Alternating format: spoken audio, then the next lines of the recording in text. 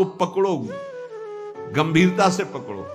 तुम प्रभु के अंश हो, प्रकृति के आश्रय से तुम्हें चैन नहीं मिल सकता, शांति नहीं मिल सकती, अमर पद नहीं मिल सकता।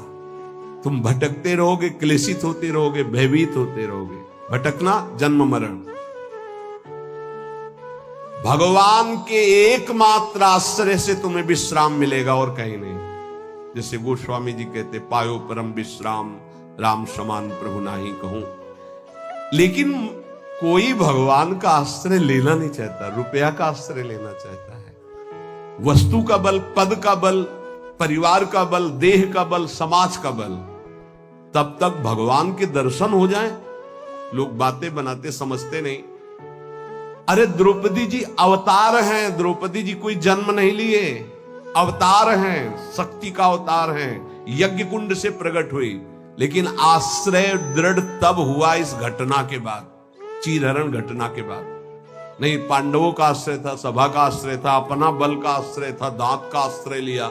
जब सब छूट गया तो गोविंद द्वारिकावासिन। ये चीज समझने, कल कुछ संत भगवान आए थे, उनसे यही चर्चा हो रही थी। आश्रय तत्व पर दृष्टि रखो। कहां आश्रय है तुम्हारा? अंदर से देखो, अभी भगवत प्राप्त हो जाओगे। बिगड़ी जन्म अनेक की अबही सुधरे आज, आज अभी होई राम को। आश्रय राम का, आश्रय हरि का, आश्रय प्रभु का। किसका आश्रय? सूरदास जी महाराज कह रहे, अपबल, तपबल और बाहुबल, चौथो बल है दाम। किसका आश्रय इनमें से?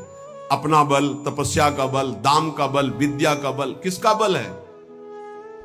बोले सब बल कहां जागृत होता है? बोले हारे को हरे नाम। जो भगवान के आश्रित हो गया, नाम के आश्रित हो गया। ये जितने आश्रय ये टिकाऊ नहीं है, प्रत्युत ये तुम्हें भ्रमित करके तुम्हारे समय को नष्ट करने वाले हैं। जिसने धन का आश्रय ले लिया, पतन है, शास्त्र कह रहा है। क्यों पतन है? खूब बल आ जाता है अंदर, क्योंकि गलत आश्रय लिया ना धन का। अब वो मतवाला हो जाता है, शराब पीना, मांस खाना, व्यभिचार करना, ये उद्दंडता ही उद्दंडता आने लगती है। अब भगवत आश्रित और धन आ गया तो उसका धन दूसरी जगह जाता है, क्योंकि आश्रय सही है। अस्पताल खुलवा दिया, पौशाला, संत सेवा, गौशाला, नाना प्रकार की धार्मिक वृत्तियों के द्वारा दूसरों को सुख पहुंचाना। क्यों? क्योंकि आश्रय बढ़िया है। केवल धन का आश्रय है तो सब दोष आ जाते हैं। इतना ही नहीं, शुभ कर्मों का आश्रय बन जाता है, साधना का आश्रय बन जाता है। अपनी साधना, रोज परिक्रमा लगाता हूं, रोज ये करता हूं, ये करता हूं। देखो दिखाई दे रहा है भक्त, भगवान, भक्त का मतलब होता है भगवान का आश्रय। अब वो ये जो सत साधनाएं हैं, असत नहीं है, पर इनका जो आश्रय हो गया वो डायरेक्ट भगवान के आश्रय से हट। अब हमारी टांगें मजबूत हैं तो हम परिक्रमा लगा रहे हैं, कल टांग टूट गई तो आश्रय भगवान का, उनके आश्रय से भगवत प्राप्ति होगी, कोई इनके आश्रय से थोड़ी।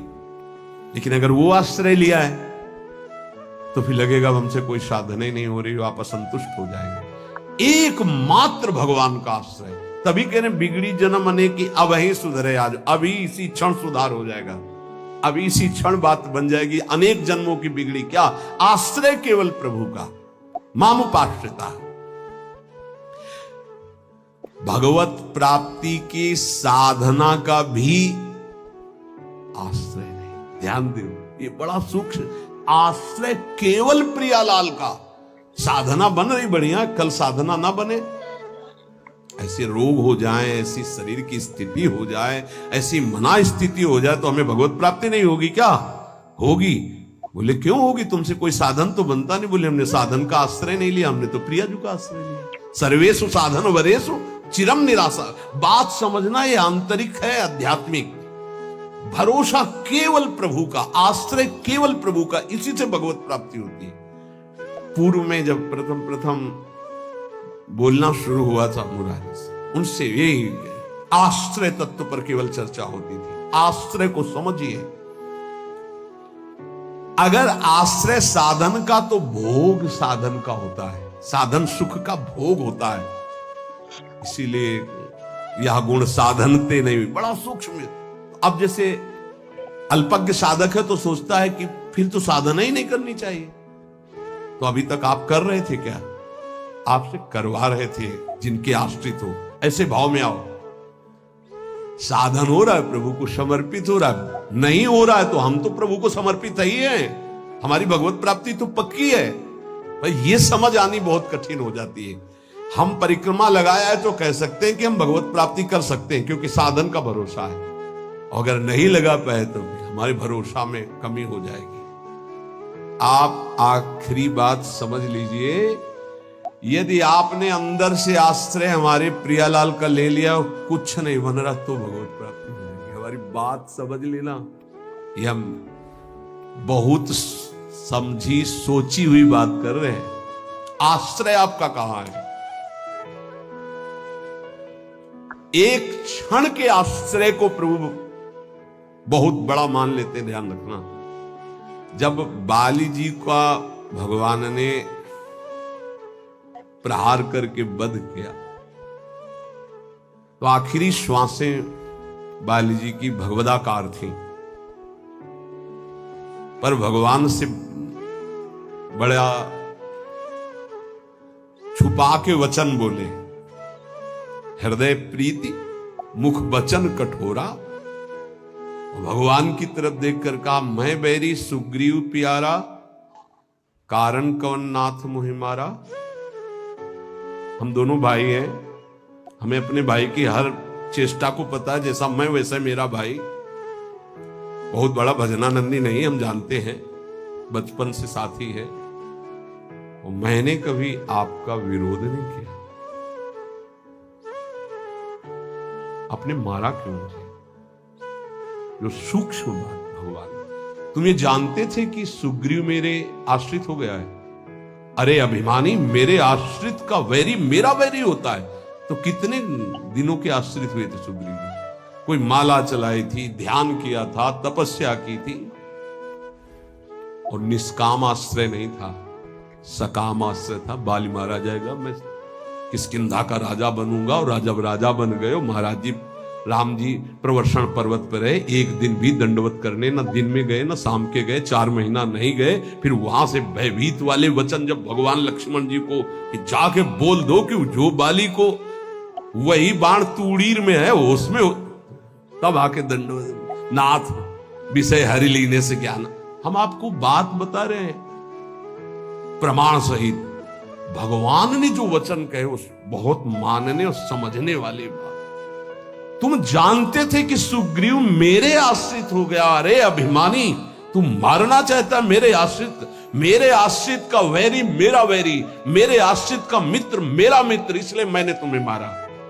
फिर वो आगे की जो बात अनुज बधु भगनी सुतनारी व्यवहारिक की बात कही, आंतरिक बात जो कही, मेरा शरणागत मेरे आश्रित। अन्य आश्रय टिकाऊ नहीं है, पहले दिमाग में रख लो। यहां तक कि साधना का आश्रय भी। इसीलिए सर्वेषु साधन वरेष चिरम निराशा। साधना का आश्रय साधन का भोग करवाने लगता है। साधन का भोग क्या होता है? एक अहम में सुख। दिन में 3 परिक्रमा लगाता हूं वृंदावन की। वो अहम में जो आश्रय बैठ गया साधना का, ये अहम भोग कर रहा है उसका। 3 लग गई तो कोई बात नहीं, 3 दिन नहीं लगी तो कोई बात नहीं। उन्हीं के तो आश्रित। मान लो कोई ऐसी शरीर की अव्यवस्था, प्रमाद नहीं होती, प्रमाद नहीं होता भक्तों में। आश्रय हमारा प्रभु का, जैसी उनकी रुचि हो वैसा चलावे। बहुत बढ़िया साधन बन गया तो हमें कोई हर्ष नहीं है, और कोई साधन नहीं हुआ तो हमें कोई शोक नहीं है। ये स्थिति समझना बड़ा